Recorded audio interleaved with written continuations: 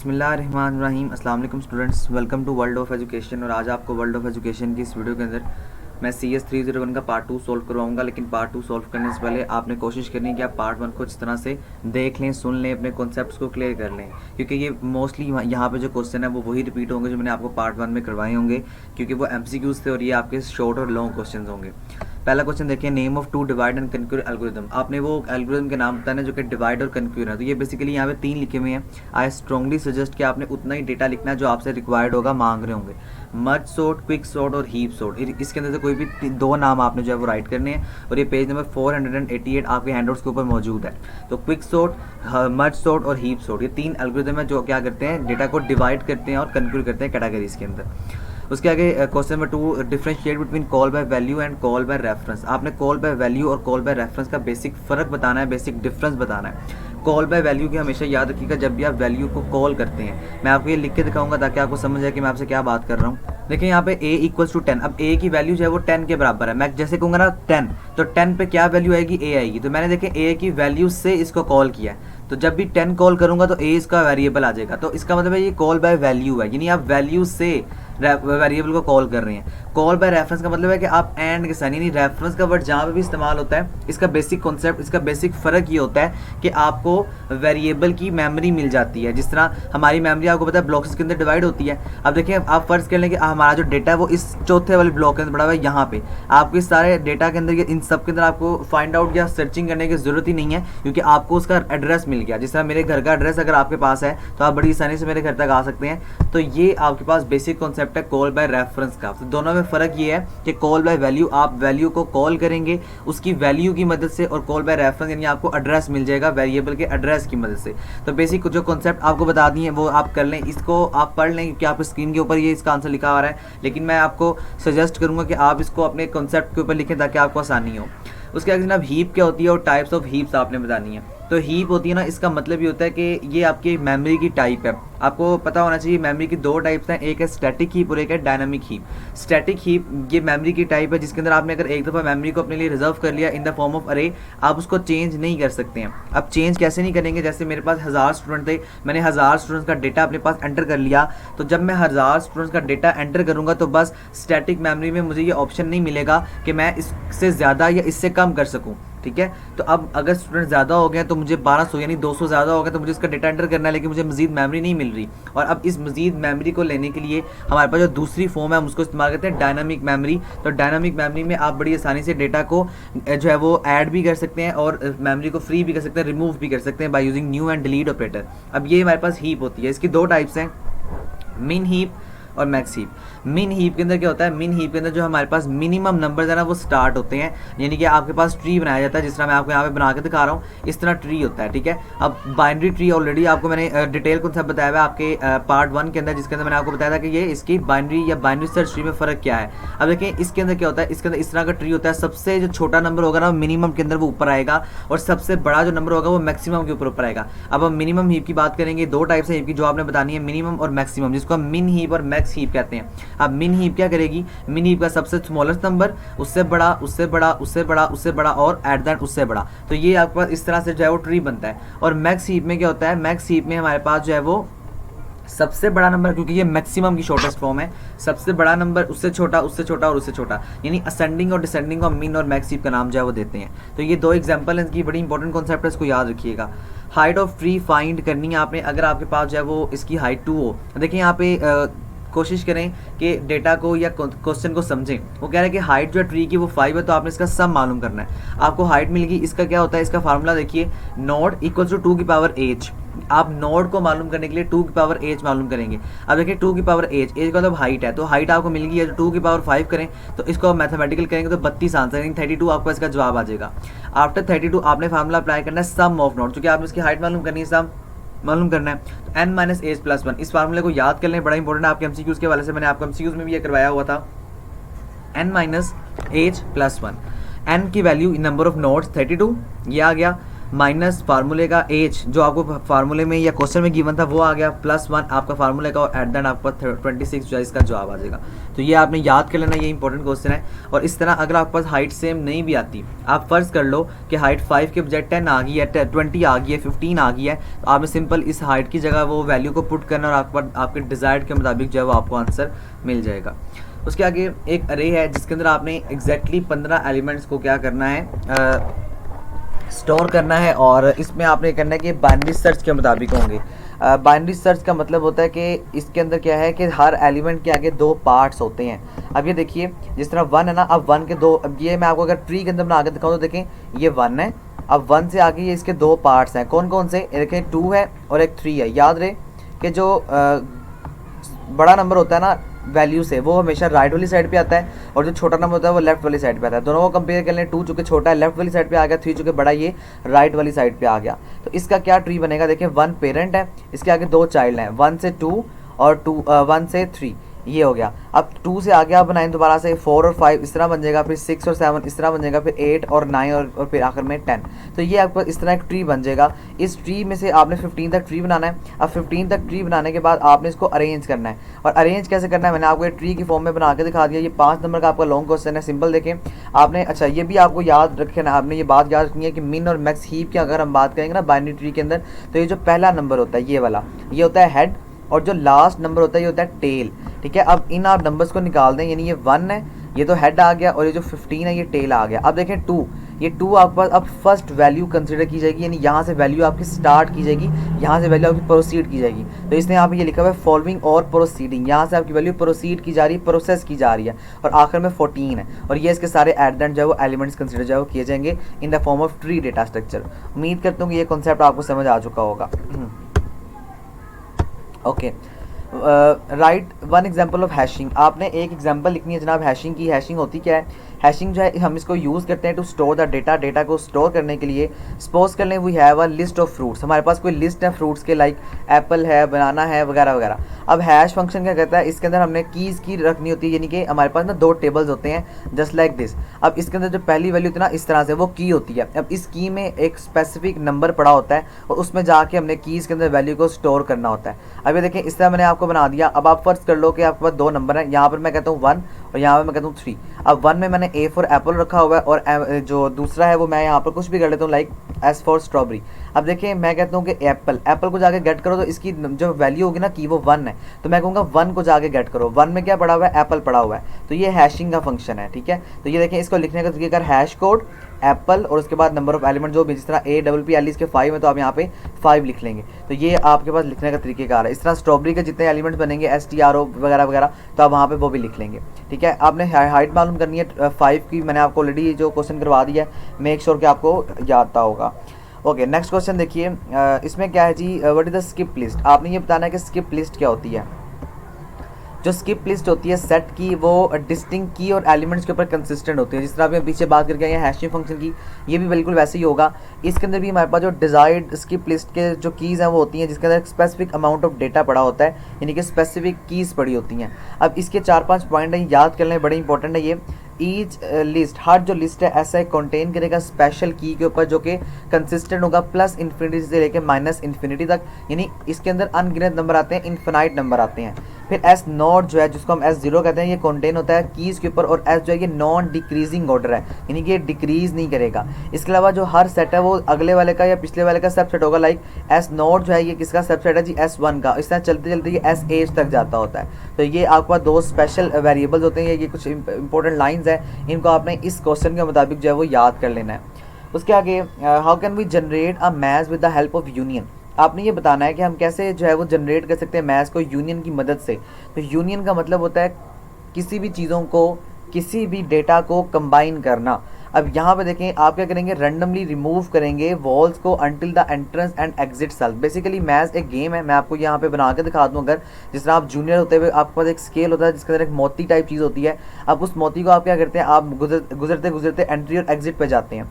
अब वो क्या कह रहा है कि आप इसको कैसे जनरेट कर सकते हैं। तो देखें जनरेशन इसकी ऐसी होती है कि आप इसका ये वाला जो एंट्रेंस पॉइंट होता है और जो एग्जिस्टेंस पॉइंट होता है ना, इसको आप खाली छोड़ दें, इसको आप रिमूव कर दें। अब मैं इसको रिमूव करने लगूँ यहाँ से, ये देखें इस तरह से, और इस तरह से। अब देखें ये आपके पास रिमूव है। बाकी यहाँ पे आपका मुख्तलिफ जो भी उलझने बनी हुई हैं या जो भी आपने जहाँ से डेटा को या मोती को निकालना है वो आपका यहाँ पे बना हुआ है। आप इसको मूवमेंट करेंगे उसके मुताबिक। तो ये आपके पास एंट्रेंस है, ई फॉर एंट्रेंस और ई फॉर एग्जिट। तो यहाँ से आप एग्जिट करेंगे, यानी आप यहाँ से कोई भी मोती या कोई भी चीज़ डालेंगे और यहाँ से इस रुकावटों को, इस बेजल्स को पार करते करते आप ये एट द एग्जिट पे आ जाएंगे। तो ये आपने मैथ्स प्रॉब्लम को सॉल्व कर लिया। तो इसके लिए क्या सबसे ज़रूरी है कि आपके पास एंट्रेंस होनी चाहिए, आपको पता हो कि हमने कहाँ से एंटर होना है और कहाँ से एग्जिट होना है। दूसरी बात जनाब, आपको वॉल के बारे में पता होना चाहिए, जो कि यूनियन ऑपरेशन की, यानी वॉल क्या है, ये जो आपको ये लाइंस बनी हुई नज़र आ रही हैं कि कितना साइज़ है वगैरह। और दूसरी बात ये, या तीसरी बात ये, लास्ट बात ये कि आप अपने सेल को सेपरेटली जो है वो रिसॉल्व करते हैं, यानी कि do not remove a randomly choose wall if the cells it's separate and already I the same set. वो कह रहा है कि कभी भी आप रैंडमली जो है उसको चूज़ ना करें, बल्कि बड़ी सोच समझ के जो भी आपने करना है उसको उसी के मुताबिक एल्गोरिथम को लेके चलें। उसके आगे मैंने आपको ऑलरेडी बता दिया कि आप एक ट्री डेटा स्ट्रक्चर बनाएंगे जिसके अंदर आप इसको रिपीटेड करेंगे। ये आपका क्वेश्चन रिपीट है, इसको छोड़ दें, नेक्स्ट पे आएँ। तो write down the C++ code to implement the insertion sort algorithm. आपने ये बताना है कि इंसर्शन सॉर्ट एल्गोरिथम के मुताबिक आपने एक जो है वो प्रोग्राम लिखना है। बड़ा आसान प्रोग्राम है, मुश्किल नहीं है। देखिए सबसे पहले एक हमारे पास जो है यहाँ पे आपको सिंटैक्स गिवन है और ये सिंटैक्स आपको याद करना पड़ेगा। Void insertion sort int static अरे और इंट एन। अब देखिए ये जो वॉइड इंसर्शन सॉर्ट है ना, चूंकि इसने खुद कहा है कि आपने इंसर्ट सॉर्ट के अंदर बात करनी है। इंसर्ट का मतलब होता है डेटा को अरेंज करना। तो आपने डेटा को इंसर्ट करना है अरेंज वाइज। जिस तरह मैं आपको कहता हूँ 1 2 3 4 5 6 7 8 9। देखिए मेरा डेटा जैसे जैसे मैं आप तक आ रहा है या जैसे जैसे मैं बोल रहा हूँ वो अरेंज है। अब मैं आपसे कहता हूँ 10 9 फिर 7 5 2 3 8। तो अब आप इस डेटा को अरेंज करें, तो आप डेटा को इंसर्ट कर रहे हैं अरेंजिंग वाइज। तो ये देखें आपने क्या किया, वॉइड इंसर्ट सॉर्ट इंट अरे। अब यहाँ पे जो इंट है ये इसकी डेटा टाइप है, चूंकि हमने नंबर्स को जो है वो इंप्लीमेंट करना है या नंबर्स को हमने जो है वो सॉर्ट आउट करना है। इंट है POS। POS का मतलब है कि ये आपके पास वेरिएबल है, सिंपल। आप फॉर लूप लगा दें, वेरिएबल लगाएं। वेरिएबल का मतलब है कि इसको काउंट करो, यानी काउंट का मतलब है कि 1 2 3 इसको रेंज करो। रेंज करने के बाद फॉर लूप। ये जो POS है ना, प्रोडक्ट ऑफ सम, इसको हम कहते हैं प्रोडक्ट ऑफ सम, या अरेंजिंग के लिए हम इसको इस्तेमाल करते हैं। अच्छा, वो काम करने के बाद आपने क्या किया, आपने वेरिएबल को लगाया कि जो भी नंबर यूज़र एंटर कर रहा है अगर तो उससे बड़ा वेरिएबल है तो क्या करो, किसी भी क्लासेस को या किसी भी डेटा को यहाँ पे जो है वो प्रिंट करवा दो। अदरवाइज आप ब्रेक वाली स्टेटमेंट में आके तमाम स्टेटमेंट से बाहर आ जाओ।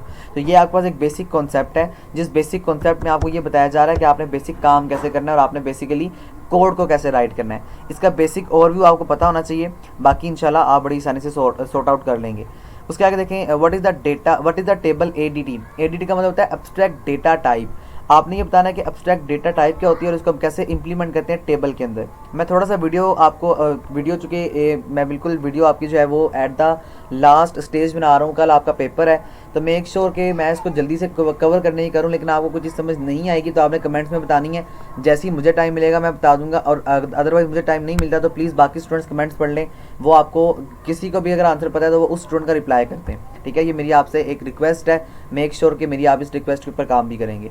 ओके, उसके आगे देखें, what is the table abstract data type क्या होती है। तो एब्स्ट्रैक्ट डेटा टाइप जो है ये कलेक्शन होता है रोज का और कॉलम का किसी भी इन्फॉर्मेशन को, और इसकी फर्दर हम इसको दो हिस्सों में डिवाइड करते हैं। एक होता है अनसॉर्टेड सीक्वेंस रे और एक होती है सॉर्टेड सीक्वेंस रे। ये जो अनसॉर्टेड सीक्वेंस रे होती है इसका मकसद, इसका मतलब होता है कि आपका जो डेटा है वो सॉर्टेड फॉर्म में नहीं है, और जो सॉर्टेड है यानी सॉर्टेड से मुराद ये है कि आपका डेटा सॉर्टेड फॉर्म में, लाइक 1 2 3 4 5 6 ABCDEFGH। तो ये आप डेटा सॉर्टेड फॉर्म में लेके आ रहे हैं, सॉर्टेड फॉर्म में आप डेटा को चला रहे हैं। तो इस तरह से आपने जो है ये वर्क करना है और इस तरह से आपने इसके ऊपर इंप्लीमेंटेशन करनी होती है। अब आप फर्ज कर लें कि आपके पास एक कंप्लीट बाइनरी ट्री है, और ये वही बाइनरी ट्री है जिस तरह मैं आपको बता रहा था, और ये आपने ना अरे के अंदर इसको राइट किया हुआ है। हमेशा याद रहे कि अरे को हम 0 से स्टार्ट करने हैं। कंप्लीट बाइनरी ट्री है, इसके लेफ्ट और राइट चाइल्ड है, और ये क्या है, ये आपने सिर्फ नोड D के ऊपर बताना है कि हम इसको कैसे इंप्लीमेंट करेंगे। इसके लेफ्ट और राइट चाइल्ड जो है वो कंप्लीट है, क्योंकि आपको खुद बता रहे हैं ये कंप्लीट बाइनरी ट्री है। इसका मतलब है कि कंप्लीट बाइनरी ट्री के लिए शर्त लाजिम थी कि हर पेरेंट के आगे 2 चाइल्ड होने चाहिए। तो इस ट्री को अगर आप इसको ड्रॉ करेंगे ना इस तरह से, जिस तरह पहली वैल्यू क्या आपके पास 1 है, आप यहाँ पे 1 लिख लें। आगे आप इसको इस तरह ट्री को ड्रॉ करें, 2 है, फिर 3 है, फिर 4 5 6 7, इस तरह करेंगे तो आपको सारे नंबर के सारे नोड जो है वो कंप्लीट मिलेंगे, इसलिए हम इसको कंप्लीट बाइनरी ट्री कहते हैं। अब यहाँ पे इसका फार्मूला देखिए क्या है, वो कह रहा है कि आपने D, ये देखें इसके ऊपर जिसके ऊपर उसने कलर किया हुआ ना, आपने इसके ऊपर बताना है कि ये जो पेरेंट नोड है इसका कौन सा आगे फर्दर चाइल्ड हो सकता है। तो सिंपल सा काम आपने करना है, देखें लेफ्ट चाइल्ड जो है ये H2I, ये 2I, इसको अब I की वैल्यू क्या है, I की वैल्यू जनाब 4 है। 4 कहाँ से आया, ये वाला 4 आया, ठीक है। अब 2 की पावर 4 करें तो 8 है। अब 8 के ऊपर कौन सी वैल्यू पड़ी है, 8 पड़ी है। दिस मीन्स कि 4 का जो होगा ना लेफ्ट चाइल्ड वो 8 होगा, ठीक है, यानी 4 का जो लेफ्ट चाइल्ड होगा वो क्या होगा, वो 8 होगा। अब राइट चाइल्ड के लिए मालूम करें सिंपल कि 2i + 1, ये राइट चाइल्ड का फार्मूला है कि 2i + 1, लेफ्ट चाइल्ड के लिए खाली 2i और राइट चाइल्ड के लिए 2i + 1। सिंपल जो 2 है वो आप एज इट इज लिखेंगे, i आपके पास वैल्यू 4 गिवन है, आप +1 करें तो ये 9 है, तो दिस मीन ये जो 9 है चूंकि ये इससे बड़ा है तो ये 9 आ गया। तो देखिए ये शर्त यहाँ पे भी सेटिस्फाई होगी कि आपने जो राइट वाली साइड है उसके ऊपर आपने बिगेस्ट वैल्यू लिखनी है और जो लेफ्ट वाली साइड है उसके ऊपर आपने स्मॉलेस्ट वैल्यू को राइट करना होता है। नेक्स्ट क्वेश्चन देखें, इस तरह के क्वेश्चन ज़्यादा आएंगे आपके पेपर में। आपने कंसीडर करना है कि जो आपको नीचे ट्री दिया गया है आपने इसको मैक्स हीप के मुताबिक जो है वो कंसीडर करना है और आपने 24 नोड को ऐड करना है। नोड क्या होता है, हम नंबर को जो है वो नोड कहते हैं। देखें सबसे पहले वैल्यू 27 है, उसके आगे 20 है, आपने क्या करना है 24 नोड को ऐड करना है।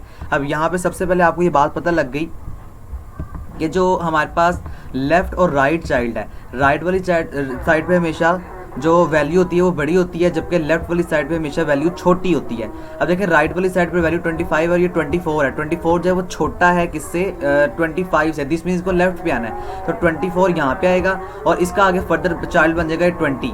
अब चूंकि आगे देखें 13 है, ये इसका लेफ्ट चाइल्ड बन जाएगा और आखिर में जो वैल्यू रहेगी शायद 2 या 3 है, वो इसका राइट चाइल्ड बन जाएगा 2 है। तो इस तरह से आपने इसको सॉल्व करना है। अब मैं आपको यहाँ पे दिखाता हूँ, तो ये देखें 127 जो है ये क्या है, ये 1 नहीं है, 1 काटने 27 खाली है, 27 आपका पेरेंट नोड है, 24 जो आपने इंसर्ट किया ये आया, 25 आपका राइट चाइल्ड है, फिर 20 आपका जो है ये दोबारा से लेफ्ट है और ये देखिए इसका राइट आ गया और आखिर में आपने 2 को ऐड कर लिया। तो आपने इस तरह से बेसिक काम करना होता है, इस तरह से आपने नोड के अंदर वैल्यूज को ऐड करना है। इस तरह आप मिन मेथड के अंदर करते हैं, मिन हीप के अंदर करते हैं, ठीक है। उम्मीद करता हूँ कि ये वाला कॉन्सेप्ट आपको क्लियर हो चुका होगा। मेक श्योर कि इस कॉन्सेप्ट को अच्छी तरह समझ लें, ये कॉन्सेप्ट ज़्यादातर पेपर में आपसे पूछा जाता है। नेक्स्ट क्वेश्चन देखिए, तो नेक्स्ट क्वेश्चन में क्या है कि हियर इज एन अरे, हमारे पास एक अरे है जो कि 10 इंटीजर्स की है। देखिए आपके पास अरे है ये वाली 53817026 आपने 10 इंटीजर्स के मुताबिक इसको सॉर्ट आउट करना है, आपने इसको क्या करना है, अरेंज करना है। अब ना इस एल्गोरिथम के मुताबिक सबसे पहले बात गौर से सुनिएगा और गौर से समझिएगा। सबसे पहले आपने एक नंबर, यानी जितने नंबर्स होंगे ना आपके पास उतने आपके पास स्टेप्स होंगे। चूंकि 10 नंबर है आप इसको 10 में भी कर सकते हैं, इन्होंने 8 में किया हुआ है, डजंट मैटर, लेकिन आप 10, यानी कि जब आपका डेटा कंप्लीटली तौर पे अरेंज हो जाए तब आपने उसको ख़त्म कर देना, तब आपने उसे सॉल्व कर देना। चूँकि आप सॉर्ट आउट करके आ चुके होंगे तब आपने उसे लीव कर देना है। अब देखिए नंबर क्या है आपके पास, सबसे पहले नंबर को देखिए, तो सबसे पहला नंबर ये वाला, यानी कि दिस वन, ये वाली नंबर है 53, आपने इसको एज इट इज लिखा। अब सबसे पहले आपको देखें 0 आता है क्योंकि सबसे छोटा नंबर 0 है, तो फर्स्ट स्टेप में आपने 0 राइट किया। बाकी ये सारी जो वैल्यूज हैं देखिए ऊपर से आपने नीचे एज इट इज उतार ली। अब 0 के बाद नंबर 1 आता है, सिंपल आप यहाँ पे 1 लिखें, बाकी सारी एज इट इज आप उतार लें। फिर उसके बाद 2 आता है, 2 लिखें। अब देखें यहाँ पे 2 जहाँ नहीं है, अब जहाँ पे 2 नहीं है यानी 2 जहाँ से आपने उठाया तो यहाँ वैल्यू क्या जा रही है, यहाँ पे 8 है ना, तो 8 आप उसकी 2 वाली जगह पे जाके प्लेस कर दें। अब 3 है, 3 वाली जगह पे क्या है 9 है, तो आप 3 वाली जगह पे जाके 9 को प्लेस कर दें, ठीक है। इस तरह आगे देखें 4 है, तो 4 वाली जगह पे जाके आप जो भी जगह है आप वहाँ जाके 9 को प्लेस कर दें, यानी जहाँ से वैल्यू आप उठा रहे हैं। जिस तरह 0 था तो 0 वाली जगह पे 5 था, यानी कि यहाँ पे 5 था लेकिन आपने इस 5 को खत्म करके 0 राइट किया। अब ये 5 कहाँ जाएगा, ये 5 जाएगा 0 वाली जगह के ऊपर, ये यहाँ पे, ठीक है। 5 ने 0 वाली जगह के ऊपर जाना है, 0 वाली प्लेस के ऊपर जाना है, इस तरह आप करेंगे। अब 4 से आगे 5 आएगा, तो 5 वाली जगह पे 7 है, तो 5 वाली जगह पे जाके आप 7 प्लेस कर दें। इस तरह 5 के आगे 6 है, 6 के आगे 8 है, 8 के आगे 9। ये देखिए आखिर में आपने डेटा को सॉर्ट आउट कर दिया।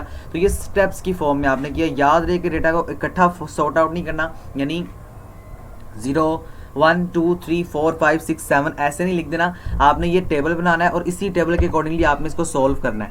ये आपका लॉन्ग क्वेश्चन आएगा पेपर में, बहुत दफ़ा पूछा जा चुका है, मेक श्योर कि आपके भी आ सकता है। आगे देखें what is the equivalent relationship. आपने ये बताना कि इक्विवेलेंट रिलेशन या रिलेशनशिप क्या होता है। तो इक्विवेलेंट जो रिलेशन होता है इसकी 3 प्रॉपर्टीज होती हैं, एक होती है रिफ्लेक्सिविटी, एक होती है सिमेट्री और एक होती है ट्रांजिटिविटी। अब देखें रिफ्लेक्सिविटी के लिए होता है कि अगर 2 वेरिएबल्स हैं, यानी कि आप कहते हैं कि एक वैल्यू है x, मैं आपको यहाँ पे ड्रॉ करके बताऊंगा x, अगर x बिलोंग करता है x के साथ, यानी मैं खुद से खुद बिलोंग कर रहा हूँ, तो ये क्या है, ये रिफ्लेक्सिव है, तो ये इसका जवाब आ जाएगा। सिमेट्री का मतलब है 2 वेरिएबल्स हैं, एक है x और एक है y, तो ये तब सिमेट्री होगा अगर x y से बिलोंग करे और y भी x से बिलोंग करे, ठीक है। तो ये आपके पास सिमेट्री है। और जो ट्रांजिटिविटी है, तो ये ट्रांजिटिविटी जो है इसमें क्या है, इसके अंदर 3 वेरिएबल हैं x, y और z। अब x क्या करेगा, x y से भी बिलोंग करेगा, y z से बिलोंग करेगा, लेकिन इसी के साथ साथ x जो है ये बिलोंग करेगा इस z के साथ। तो ये तब क्या कहलाएगा, ये तब ट्रांजिटिविटी कहलाएगा या ट्रांजिटिव कहलाएगा। तो ये तीनों इंपॉर्टेंट है, तीनों आपके एमसीक्यूज में बहुत बार पूछी गई हैं। इनके फंक्शंस और इनके ऑपरेशंस याद रखिएगा, ये वाले सारे, ठीक है। ये सारा कुछ बड़ा इंपॉर्टेंट है। तो 12 दफ़ा आपके साथ ये फाइल शेयर करने का मकसद ये था, ये क्वेश्चन शेयर करने का मकसद था कि आप लोगों को तमाम चीज़ों के बारे में मेनली तौर पे जो कॉन्सेप्ट्स हैं वो क्लियर करवाए जा सकें। नेक्स्ट देखें, what are the properties of equivalence class. आपने बताना कि इक्विवेलेंस क्लास की प्रॉपर्टीज़ क्या होती हैं। ऑलरेडी क्वेश्चन आपका रिपीट है, मैंने आपको पहले भी बता दिया कि इक्विवेलेंस क्लास में 3 चीज़ें फॉलो करती हैं। एक जो है वो रिफ्लेक्सिविटी होती है, एक सिमेट्री और आखिर में ट्रांजिटिविटी होती है। उसके आगे जनाब how heap set work to set a set of data, कैसे हीप काम करता है। तो मैंने आपको पहले बताया कि हीप बेसिकली एक मेमोरी की टाइप है। इसके अंदर 2 पार्ट्स है, मिन हीप और मैक्स हीप। मिन हीप में जो डेटा होगा हमारे पास, जो पेरेंट नोड होगा, पेरेंट नोड हम किसे कहते हैं, ट्री के अंदर अगर मैं आपको बना के दिखाऊं तो लेकिन ये आपके पास पेरेंट है, ठीक है। सबसे ऊपर वाला जो होता है ये पेरेंट होता है। अब या इसको हम कहते हैं रूट नोड। अब देखिए जो रूट नोड है ना, इसके अंदर मिनिमम हीप का, अगर मिनिमम हीप की बात करेंगे तो सबसे छोटा नंबर होगा, अगर आप मैक्सिमम हीप की बात करेंगे तो सबसे बड़ा नंबर होगा। तो इस तरह से हम काम करते हैं किसके अंदर, हीप के अंदर। तो ये आपने दोनों बातें डायरेक्टली और इनडायरेक्टली याद रखनी है। आपसे पेपर में दोनों तरीके से डायरेक्टली भी और इनडायरेक्टली भी पूछी जा सकती हैं। How can we search an element in skip list. आप स्किप लिस्ट के अंदर कैसे एलिमेंट को सर्च कर सकते हैं। इसकी भी 3 शर्तें हैं या इसकी भी 3 बेसिक आगे हमारे पास कंडीशंस हैं। कैसे कि अगर x जो है वो y के बराबर है तो एलिमेंट को रिटर्न कर दो, अगर x ग्रेटर देन y है तो स्कैन करो फॉरवर्ड, और अगर x जो है वो स्मॉलर देन y है तो ड्रॉप डाउन कर दो, यानी प्रीवियस पोजीशन पे जाके स्कैन करो। तो ये कुछ इंपॉर्टेंट बातें। और आखिर में देखें, इफ़ वी ट्राई, अगर आप ट्राई करेंगे तो drop down the past to bottom, past से बॉटम की तरफ अगर आप जो है वो जाना चाह रहे हैं, ट्राई करना चाह रहे हैं, तो आप वहाँ पे नो सच की के जो कमांड होगी उसको देंगे। तो बहरहाल ये इंपॉर्टेंट बातें जो 3 है ना, ये वाली स्पेशली ये वाली दिस वन, ये तीनों बड़ी इंपॉर्टेंट है। ये आपसे पेपर में एमसीक्यूज के हवाले से भी बहुत दफ़ा पूछी गई हैं, तो ये आपसे पेपर में भी पूछी जा सकती हैं। उसके आगे ADT stand for abstract data type. ये क्या होती है, मैंने आपको पहले भी बता दिया कि इसका मतलब होता है कि नंबर ऑफ रोज और नंबर ऑफ कॉलम, यानी जहाँ पर भी ADT आएगा ना, यानी एब्स्ट्रैक्ट डेटा टाइप, तो वहाँ पे आपने ये बात याद रखनी है कि हमने यहाँ पे नंबर ऑफ कलेक्शन ऑफ रोज और कॉलम की बात करनी है। और हमारा जो डेटा होता है वो हमेशा से टेबल की फॉर्म में इस फील्ड के अंदर, इस टाइप के अंदर जो है वो स्टोर होता है। उसके आगे आपको सारे क्वेश्चन रिपीट है, इसको स्किप कर दें, चूँकि ऑलरेडी मैंने आपको ये करवा दी हैं। नेक्स्ट क्वेश्चन पे है जनाब, how can we implement the table using link. आपने ये बताना है कि हम कैसे इम्प्लीमेंट कर सकते हैं किसी भी टेबल को अगर हम जो है वो ADT को इस्तेमाल करते हैं। क्योंकि ADT का जो बेसिक कॉन्सेप्ट है वो यही होता है कि हमने जो है वो काम करना है या हमने बेसिक जो है वो वर्क करना है किसके साथ, टेबल्स के साथ। तो आप उसको कैसे लिंक कर सकते हैं, तो इसके लिए आपके पास चॉइस होती है कि आप अनसॉर्टेड एलिमेंट्स को सबसे पहले इंसर्ट करते हैं एट फ्रंट के ऊपर, ठीक है। उसके बाद आप क्या करते हैं, आप कांस्टेंट टाइम के साथ चलते हैं, यानी कि आपने एक रो के अंदर जितना टाइम लगाया डेटा को सॉर्ट आउट करने में, आप दूसरी रो में भी वही टाइम लगाएंगे, तीसरी में भी वही, यानी आपका सारा जो डेटा होता है ना इस टाइप के अंदर वो सॉर्टेड भी होता है। यानी सबसे पहले आपका काम होता है कि आप अनसॉर्टेड एलिमेंट को सॉर्टेड फॉर्म में कन्वर्ट करें और उसके बाद आप उसको कांस्टेंट टाइम के मुताबिक लेके जो है वो चलें, और आखिर में आप उसे एप्रोप्रिएट जो है वो पोजीशन भी देते हैं। एप्रोप्रिएट का मतलब होता है मुनासिब पोजीशन, कि टेबल में कहाँ पर अच्छा लगेगा या कहाँ पर आएगा या इसकी वैल्यू कहाँ होगी। जिस तरह 0 1 2 3 4 5 6। अब देखिए मैं कहता हूँ 6 टेबल में कहाँ पर आएगा, डेफिनेटली कॉमन सेंस की बात है 6 जो है वो टेबल में वहीं पर आएगा जहाँ उसकी जगह है, यानी 5 के बाद 6 आएगा, 7 से पहले 6 आएगा। तो जो एप्रोप्रिएट उसकी फॉर्म होगी मैं उसे वहीं पर जाके टेबल के अंदर प्लेस कर दूंगा। Next question, if we allow assignment to constants. अगर आप असाइनमेंट को कांस्टेंट की फॉर्म में जो है वो अलाउ करते हैं तो व्हाट विल हैपन, क्या होगा। देखें कांस्टेंट होता क्या है, ये अलाउ नहीं होता। क्यों अलाउ नहीं होता, इसका प्रूफ मैं आपको इस तरह दूंगा। आप फर्स्ट कर लें, जिस तरह 2 है ना, ये कांस्टेंट है, मैं कहता हूँ 2 + 2 = 4। या अगर आप इसको भी मैं आपको मज़ीद आसान करके समझाऊँ, देखें यहाँ पे से दिया हुआ है a की एक वैल्यू है 3, ठीक है। आप उसे 3 को असाइन करते हैं 2, यानी कि मैं कहता हूँ कि a ये तो अलाउ है, चूँकि a = 3 आप ये लिख सकते हैं, लेकिन वो कह रहा है कांस्टेंट का मतलब है 3। मैं कहता हूँ 3 जो है ये बराबर है 2 के। अब इसका मतलब है जहाँ पर 3 है मुझे वहाँ पर 2 लिखना है, तो मैं कहूँगा कि 2 + 2, हालांकि किसके बराबर था, ये 3 के, तो ये क्या, ये बराबर है जनाब 6 के। तो ये बात तो गलत है, क्योंकि 3 + 3 बराबर होता है 6 के, लेकिन मैंने कहा 3 2 के बराबर है। तो देखें यहाँ पर हमारे पास रिजल्ट गलत आ गया। तो अगर हमने रिजल्ट गलत नहीं लाना, अगर हम रिजल्ट ठीक लाना चाहते हैं, अपनी रिक्वायरमेंट के मुताबिक लाना चाहते हैं, तो हम वहाँ पे कांस्टेंट के साथ वैल्यू को कभी भी इनिशियलाइज नहीं कर सकते, हम कांस्टेंट को वैल्यू असाइन नहीं कर सकते हैं। देयरफॉर इसीलिए इट इज़ नॉट अलाउड, ये हमें अलाउ जो है वो नहीं होता, क्योंकि जाहिर सी बात है जिस तरह मैं कहता हूँ 2 वो 3 के बराबर है, तो अगर हम 3 और 3 को प्लस करें वो तो 6 है, लेकिन मैं अगर उसको 2 के बराबर रख दूँ, 2 के बराबर रख दूँ, 2 और 2 प्लस करें वो तो 4 है, तो ये इसका जवाब गलत आ जाएगा। तो दिस मीन्स कि this is the not allowed because हमें डिजायर्ड रिजल्ट जो है वो नहीं मिलता। Explain the process of deletion in a min heap, आपने ये बताना है कि मिनिमम हीप के अंदर हम कैसे जो है वो चीज़ों को डिलीट करते हैं। तो मिनिमम हीप के अंदर हम सबसे पहले जो है वो टॉप से डाउन की तरफ मूव करते हैं और मिनिमम हम नंबर को जो है वो डिलीट करते हैं। और ये बात याद रहे कि मिनिमम हीप की हम ऑलरेडी बात कर चुके हैं कि मिनिमम हीप के अंदर जो हमारे पास मिनिमम नंबर होता है वो on the top of the tree पड़ा होता है, ऑन द पेरेंट नोड पड़ा होता है, तो हम सिंपल जाके उसी को डिलीट करते हैं, तो बड़ा आसान होता है। यही बात आपको बता रहा है कि मिनिमम हीप यानी मिनिमम नंबर को जो है वो डिलीट करना बड़ा इजी है, क्योंकि हम वहाँ पे सिर्फ जो हमारे पास पेरेंट नोड होता है उसको जाके डिलीट कर देते हैं। So this one is the option या this one is the answer. उसके आगे give 3 characteristics of union by weight method, आपने यूनियन बाय वेट मेथड के बारे में बताना है, इसके 3 कैरेक्टरिस्टिक्स आपने बताने हैं। तो इसके साइलेंट जो है वो कैरेक्टरिस्टिक्स हैं, इसकी साइलेंट खूबियाँ कौन सी, ये मेंटेन करता है साइज़ को, आपका जो ट्री होता है ना उसको मेंटेन करने के लिए हम यू जो है वो इस्तेमाल करते हैं यूनियन बाय वेट मेथड का। फिर क्या होता है, make smaller tree the sub tree of larger one, अगर आपके पास जो बहुत बड़ा ट्री है तो उसको छोटे छोटे हिस्सों में डिवाइड कर देता है, आपकी आसानी के लिए आपको जो है वो एक स्मॉल ट्री दिखाया जाता है। सब आखिर में जो सबसे इम्पोर्टेंट बात है वो ये कि हर नोड को ये क्या करता है, ये पेरेंट नोड से जो है वो कनेक्शन दे देता है। देखिए ये नोड आए ना इंस्टेड ऑफ पेरेंट, यानी आप पेरेंट के बजाय किसी भी नोड के साथ जो है वो इम्प्लीमेंटेशन आप कर सकते हैं या इम्प्लीमेंट कर सकते हैं। तो ये इसकी 3 खूबियाँ थी, इनकी 3 कैरेक्टरिस्टिक्स थी। मैं उम्मीद करता हूँ कि मेरी ये वीडियो आपको समझ आ रही होगी। मैं दोबारा बता रहा हूँ, मैं थोड़ा सा वीडियो को क्विक बना रहा हूँ, थोड़ा सा मैं फास्ट बोल रहा हूँ, लेकिन सिर्फ इसी पर्पज़ है कि आज जो है वो जुम्मा है, तकरीबन 8 बजने वाले हैं और कल आपका पेपर है। तो मेक श्योर कि प्लीज़ जो चीज़ समझ नहीं लगती कमेंट्स में पूछ लें, बाकी स्टूडेंट्स भी आपकी हेल्प करेंगे, जैसे ही मुझे टाइम मिलेगा मैं भी इंशाल्लाह आपकी हेल्प जो है वो ज़रूर कर दूँगा। उसके आगे देखें जनाब, third last question, for smallest list, smallest list के लिए आप लीनियर करेंगे, insert sort perform well, but for larger list quick sort is suitable to apply, justify why. Guys जो स्मॉलर लिस्ट है ना उसके लिए हमारे पास जो लीनियर इंसर्शन होती है वो अच्छे तरह काम करती है, लेकिन जो लार्जर लिस्ट है उसके लिए हम क्विक सॉर्ट को अप्लाई करते हैं। आपने बताना है क्यों। देखें जो स्मॉलर लिस्ट है ना उसके अंदर हमारे पास जो इंसर्ट मेथड है, डेफिनेटली हमारे पास जो नंबर ऑफ नोड्स हैं, नोड्स हम कहते हैं नंबर्स को, जिस तरह 2 3 4 5 इसको हम कहते हैं कंप्यूटर की ज़ुबान में नोड्स। अब ये नंबर कम होते हैं तो चूँकि स्मॉलर होती है, लेकिन जब बड़ी लिस्ट होगी ना हमारे पास तो हम वहाँ पे क्विक सॉर्ट को इस्तेमाल करेंगे ताकि हम डेटा को क्विक जो है वो एक्सेस कर सकें। तो डेटा को क्विकली एक्सेस करने के लिए हम क्या करेंगे, हम क्विक सॉर्ट का इस्तेमाल करेंगे, और इसी तरह से हम डेटा को क्विक एक्सेस करने के लिए या डेटा को जो है वो क्विक सॉर्ट करने के लिए भी, सॉर्टिंग मतलब हम डेटा को क्विक अरेंज करने के लिए भी हम जो है वो इस्तेमाल करेंगे किसका, इसी नंबर का या इसी टेक्निक का, जो कि हम जिसको नाम देते हैं क्विक सॉर्ट। उसके आगे C++ का कोड मैंने आपको शायद क्वेश्चन नंबर 5 या 6 में करवाया था, मेक श्योर कि वीडियो को वहाँ से दोबारा देख लीजिएगा अगर आपको समझ नहीं आई तो। उसके आगे जनाब, this is also very important question, consider करें कि आपके पास एक थ्रेड बाइनरी ट्री है। थ्रेड बाइनरी ट्री के लिए जनाब ये शर्त लाजिम है कि हमारे पास जो डिफरेंस है वो 1 का, -1 का और 0 का होना चाहिए। अब थ्रेड बाइनरी ट्री है, अब यहाँ पे नंबर देखें 37 है। अब आपने ये बताना है कि 37 किस किस के साथ कनेक्टेड है। बड़े कॉमन सेंस की बात है, ये वाला इसके नोड है 37 33 के साथ कनेक्टेड है और 38 के साथ कनेक्टेड है। सिंपल ये इसका जवाब बन जाएगा। ठीक है, आपको मैं इसकी अगर रिक्वायरमेंट भी दिखाऊँ क्वेश्चन की तो ये देखें, वो कह रहा है कि you have to give the values, आपने इसकी वैल्यूज़ देनी है कि कौन कौन सी वैल्यूज़ इसके साथ कनेक्टेड है। सिंपल इसके साथ राइट भी जो है फ्लैग कनेक्टेड है या राइट नोड कनेक्टेड है, और सिंपल इसके साथ जो है वो लेफ्ट भी कनेक्टेड है। तो सिंपल ये इसका जवाब हो जाएगा, जिसके अंदर आप ये बता रहे हैं कि लेफ्ट टू राइट भी मूव कर रहा है और राइट टू लेफ्ट भी मूव कर रहा है।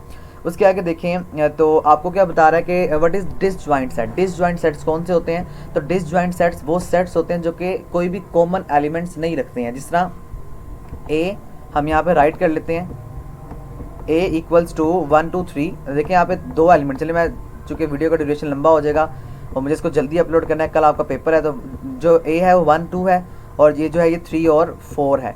अब देखें सिंपल काम है ये कि यहाँ पे कोई भी एलिमेंट जो है वो कॉमन नहीं है, 1 2 3 4 कोई एलिमेंट एक जैसा नहीं है, तो ये डिसजॉइंट सेट्स हैं। दोनों सेट्स जो है वो कॉमन नहीं आ रहे एलिमेंट्स कोई भी, तो हम इसको डिसजॉइंट सेट्स कहते हैं। तो यही सिंपल आपने जो मैंने आपको एक्सप्लेनेशन करवाई है, इसी एक्सप्लेनेशन को आपने अपनी सेल्फ राइटिंग में लिखना है, तो इंशाल्लाह आपको नंबर मिल जाएंगे।